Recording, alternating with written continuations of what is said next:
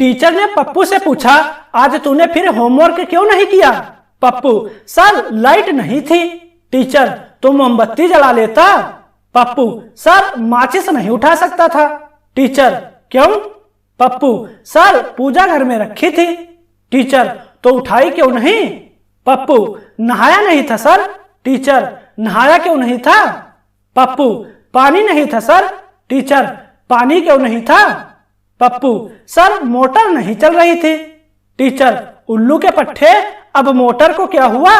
Pappu, sir आप आदमी हो या पैजामा, कितनी बार बोलूं कि लाइट नहीं थी।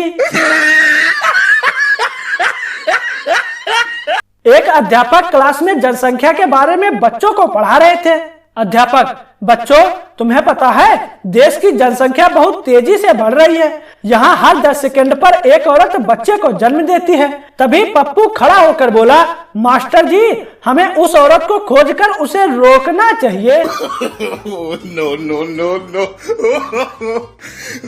संता काफी दिन बाद बंता से मिलने आया और आते ही उसने पूछा, और सुना यार बीबी से झगड़ा सुलझ गया कि नहीं? बंता, अबे घुटनों पर चलकर आई थी मेरे पास, घुटनों पर। संता, क्या बात कर रहा है, सच में? बंता, और नहीं तो क्या। संता, फिर क्या बोली? बंता, बोली कि बेड के नीचे से बाहर आ जा, पक्का अब नहीं मारूंगी। पप्पू जब एक दिन घर देरी से पहुंचा तो माँ ने डांटते हुए उसको बोला, तू इतनी रात किधर था? पप्पू, मम्मी मैं वो साथ वाले शर्मा जी के घर टीवी देख रहा था। माँ, ओए झूठ मत बोल, उनके घर का मेन गेट तो रात को 8 बजे ही बंद हो जाता है। पप्पू, पर मम्मी मैंने तो उनकी खिड़की से सारी मूवी देखी।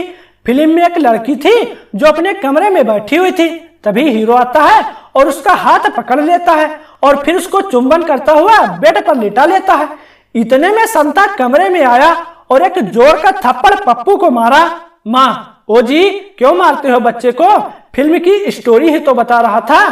तभी संता बोला, नालायक, पता नहीं क्या क्या देखता रहता है, शर्मा जी के घर में तो टीवी ही नहीं है।